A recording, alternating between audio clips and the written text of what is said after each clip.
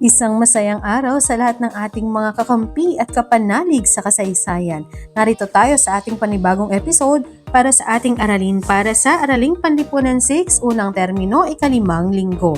Ang ating pagtatalakayin at pag-uusapan para sa linggong ito ay ang Deklarasyon ng Kalayaan at pagkakatatag ng Unang Republika ng Pilipinas. Para sa ating unang sesyon, narito ang ating panimulang gawain.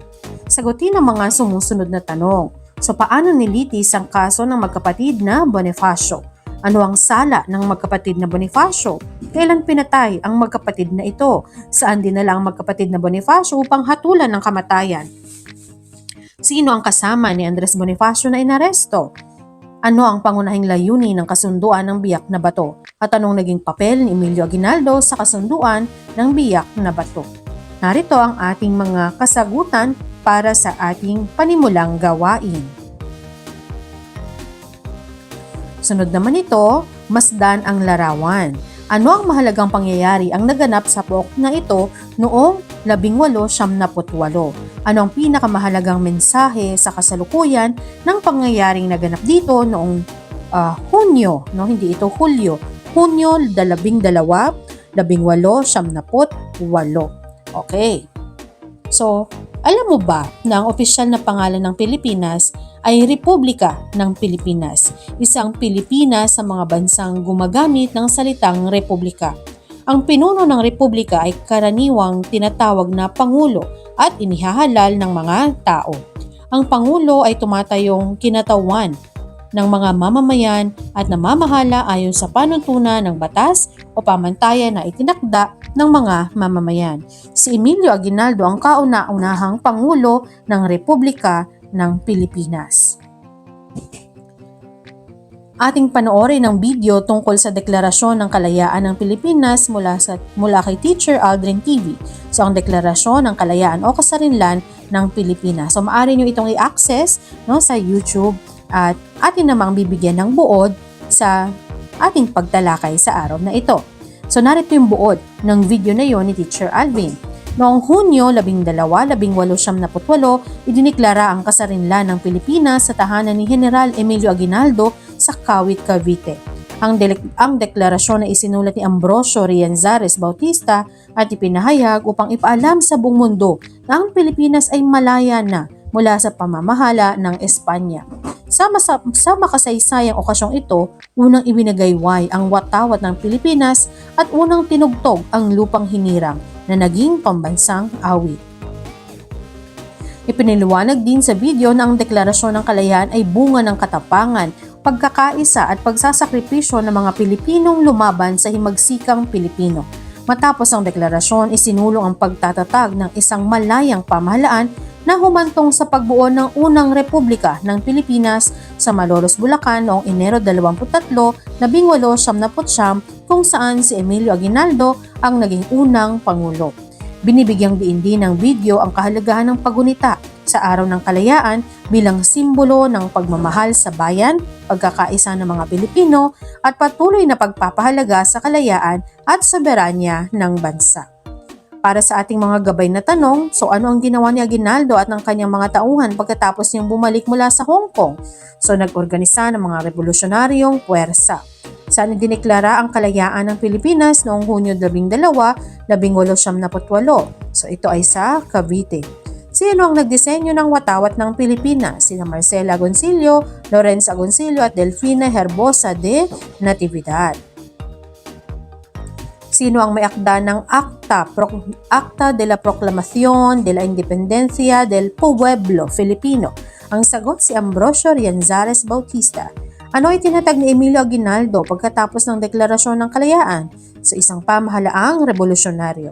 Anong mahalagang simbolo ng pambansang identidad ang itinaas sa Deklarasyon ng Kalayaan? So bandila ng Pilipinas. Ano ang layunin ng Deklarasyon ng Kalayaan noong Hunyo 12, 1878? Ideklara ang kalayaan ng Pilipinas mula sa Espanya. Okay, para naman sa ating hakbang na pasulong, piliin ang titik ng pinakatamang sagot. At nariyan, nakaitim, ang wastong sagot sa ating mga katanungan.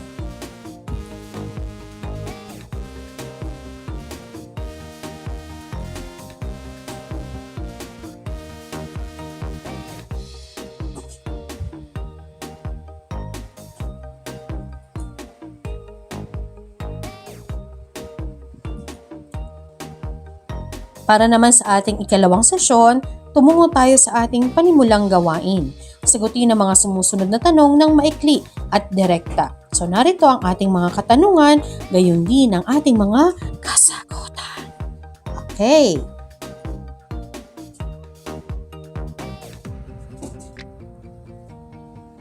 Para naman sa pagpapatuloy ng daloy ng ating kaalaman, okay, narito ang ating aralin, no? Ang Hunyo 12, 1878 bilang pagdedeklara ng kasarinlan ng Pilipinas. Ang pagdedeklara ng kasarinlan ng Pilipinas noong Hunyo 12, 1878 ay isa sa pinakamahalagang yugto ng ating kasaysayan.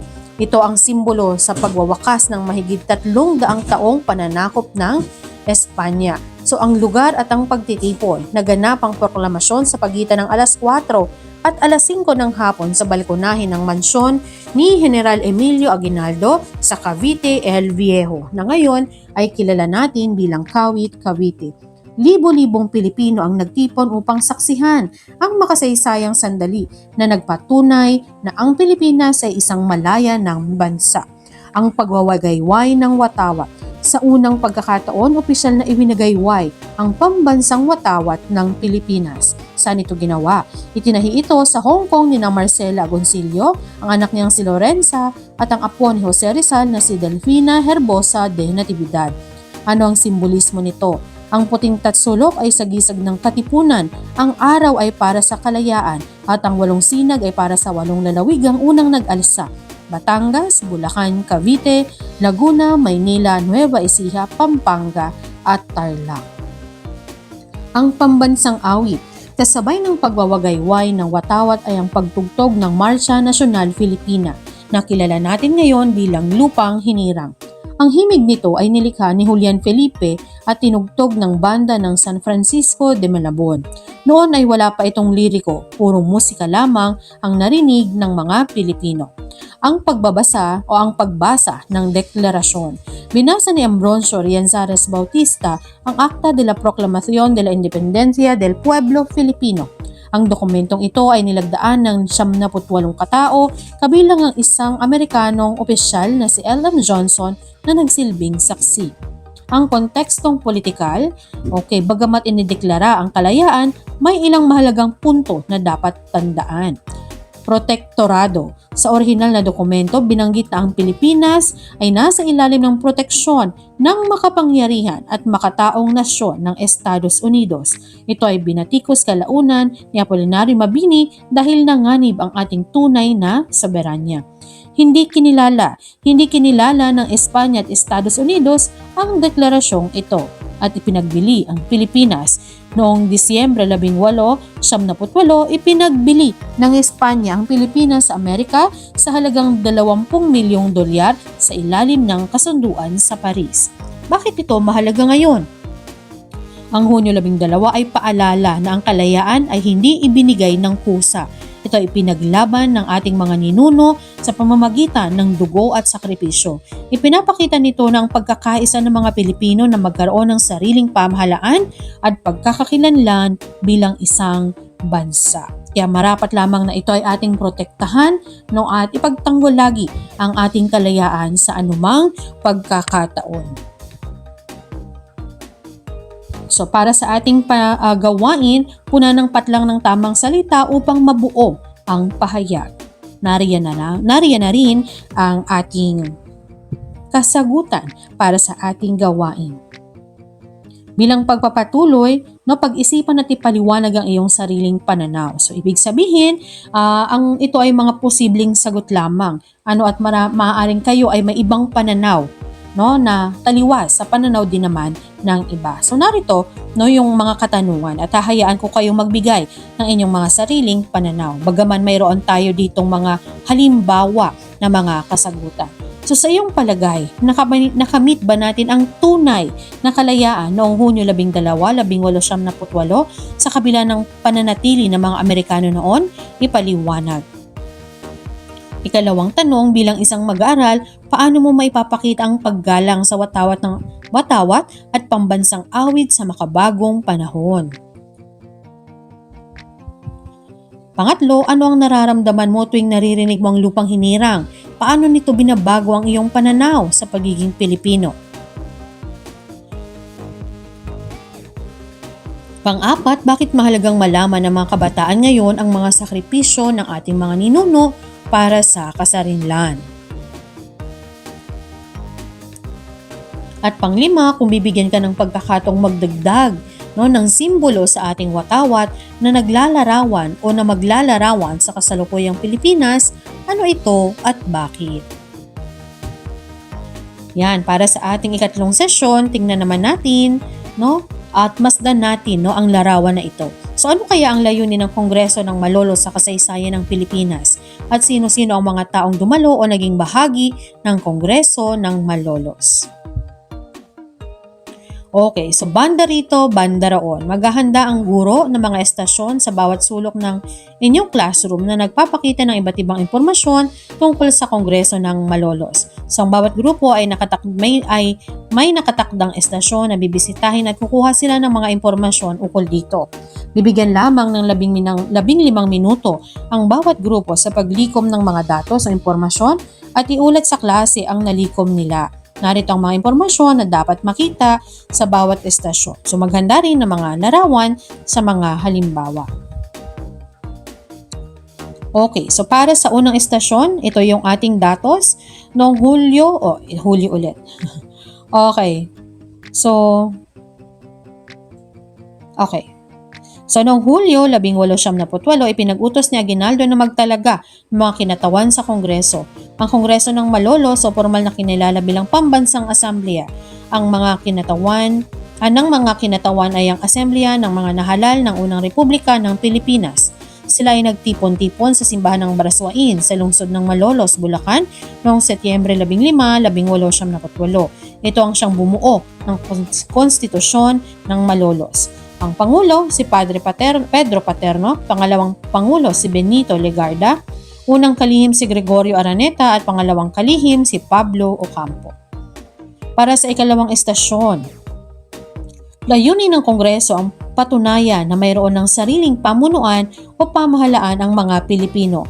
Pinagtibay ng Kongreso ng Malolos ang kasarinlan ng Pilipinas. Pinamunuan ni Felipe Calderon ang pagbabalangkas ng saligang batas ng Malolos sa tulong ni Cayetano Arellano. Naging inspirasyon nila ang mga dokumento ng Katipunan, ang saligang batas ng Biak na Bato at ang mga saligang batas ng ibang mga bansa tulad ng France, Belgium, Costa Rica, Guatemala, Brazil at Nicaragua. Noong Enero 23, 1879, inilahad sa publiko ang unang republika ng Malolos sa simbahan ng Baraswain. Ito ay kinilala bilang unang republika ng Pilipinas. Binasa ang saligang batas ng Malolos at nanumpa si Emilio Aguinaldo bilang Pangulo ng Republika.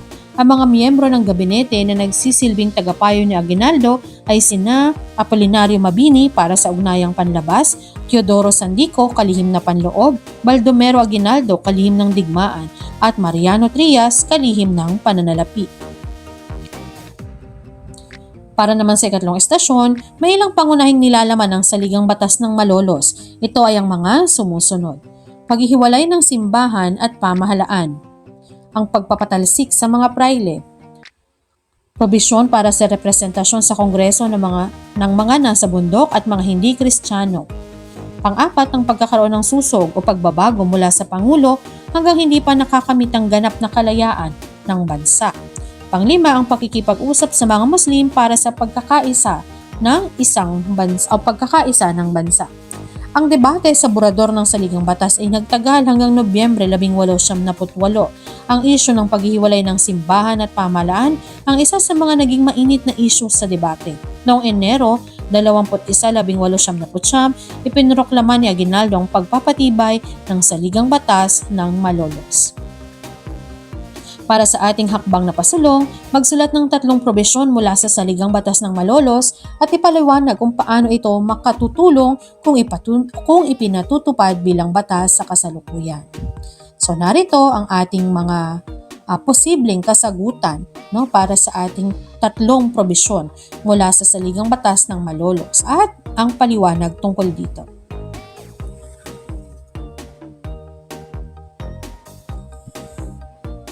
Para sa ating ika-4 na sesyon, narito ang ating Panimulang gawain. So, sa kahon may 3 salitang nakasulat. Pumili lamang ng isang salita at isulat ito sa nakalaang chart. Gawa ng mnemonic ang salitang napili sa pamamagitan ng pagbuo ng pangungusap gamit ang letra ng salitang napili. Bigyan diin sa gagawing mnemonic ang layunin ng pagdedeklara ng kasarinlan. So, lumikha tayo ng isang halimbawa at ang napili nating salita ay kasarinlan. So, narito ang nabuo nating mnemonic. Para sa pagpapatuloy ng daloy ng ating aralin, ating namang talakhayin ang Kongreso ng Malolos at Saligang Batas ng Malolos. Noong Hulyo 1898, ipinag-utos ni Aguinaldo na magtalaga ng mga kinatawan sa Kongreso. Ang Kongreso ng Malolos o formal na kinilala bilang pambansang asambleya ng mga kinatawan ay ang asambleya ng mga nahalal ng unang republika ng Pilipinas. Sila ay nagtipon-tipon sa simbahan ng Baraswain sa lungsod ng Malolos, Bulacan noong Setyembre 15, 1898. Ito ang siyang bumuo ng Konstitusyong Malolos. Pinamunuan ni Felipe Calderon ang pagbabalangkas o pagbalangkas ng saligang batas ng Malolos sa tulong ni Cayetano Arellano. Naging inspirasyon nila ang mga dokumento ng Katipunan, mga saligang batas ng Biak na Bato at mga saligang batas ng ibang mga bansa tulad ng France, Belgium, Costa Rica, Guatemala, Brazil at Nicaragua. Ano ba ang layunin ng Kongreso? Layunin nilang patunayan na mayroon ng sariling pamunuan o pamahalaan ang mga Pilipino. Pinagtibay ng Kongreso ng Malolos ang kasarinlan ng Pilipinas. Ipamamala sa mundo na ang Pilipinas ay may kakayahan at karapatan na mamuno sa sarili nito.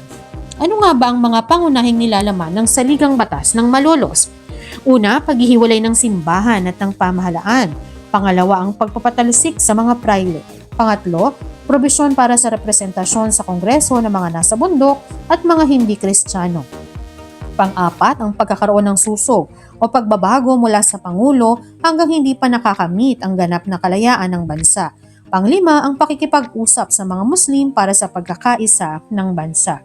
Debate sa Burador ng Saligang Batas. So ang debate sa Burador ng Saligang Batas ay nagtagal na hanggang Nobyembre 1898. Ang isyu ng paghihiwalay ng simbahan at pamahalaan ang isa sa mga naging mainit na isyu ng debate. Noong Enero 23, 1899, inilahad sa publiko ang Republika ng Malolos sa simbahan ng Baraswain. Binasa ang Saligang Batas ng Malolos at nanumpa si Emilio Aguinaldo bilang Pangulo ng Republika. Ang mga miyembro ng gabinete na nagsilbing tagapayo ni Aguinaldo: si Apolinario Mabini, kalihim ng Estado; Marcelo H. del Pilar, kalihim ng Pangangalakal at Agrikultura; General Antonio Luna, kalihim ng Digmaan; Manuel L. Quezon, kalihim ng Gobyerno; Graciano Lopez Haina, kalihim ng Hacienda; at Felipe Calderon, kalihim ng Katarungan. Para sa ating pagtataya, balikan muli ang mga napag-aralang konsepto tungkol sa pagdedeklara ng kalayaan at Kongreso ng Malolos. Gamit ang storyboard, isulat ang kaalamang iyong natutuhan tungkol sa aralin. At para sa inyong hakbang pasulong, sagutin ang mga sumusunod na katanungan at isulat ang iyong sagot sa loob ng kahon. Ano ang nararanasan habang ginagawa ang mga gawain sa pagkatuto? Ito ay personal na pagsagot. At ano ang inyong naramdaman nang malaman niyo ang tungkol sa yung may kinalaman doon sa naging pagpatay kay Bonifacio at naging resulta. Dito naman, sa halip ng pagpatay kay Bonifacio at resulta ng kasunduan ng Biak na Bato, ay yung pagpapahayag naman ng kasarinlan ng Pilipinas at ang pagkakahalal kay Emilio Aguinaldo bilang unang republika ng Pilipinas. At dito na nagtatapos ang ating aralin para sa unang termino, ika-5 linggo ng inyong araling panlipunan para sa ika-6 na baitang. Maraming salamat at nawa ay naging malinaw ang ating pagpapaliwanag sa bahagi ito ng ating kasaysayan. Ako si Teacher Aiza, maraming salamat at paalam!